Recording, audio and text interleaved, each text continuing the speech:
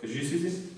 Съдия, а къде да стои мама и тати, къде да стоят, когато аз играя шах?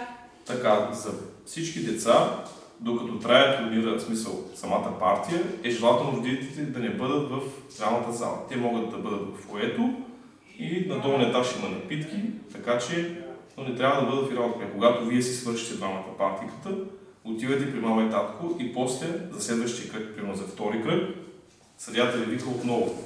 Като какво трябва да направим? Трябва, когато ви извика съдията, да се съберем на сцената в голямата зала на подиума и тогава, когато се съберат всички, съдията започва да чете двойките, т.е. имената, кой къде ще сяда на съответната маса. Съдия, може ли да излизам на улицата след партията? Значи, по време на партията, нали, може да питате всичко. Мисля, дигате ръка, идва съответно съдията, питате го, също за туалета, за всичко. Значи, трябва съдията да знае къде сте по време на турнира. Може да се ходи до туалет на всяко време, всичко, но трябва всички съдии да знаят. Тоест съдията да знае. Това е довиждане.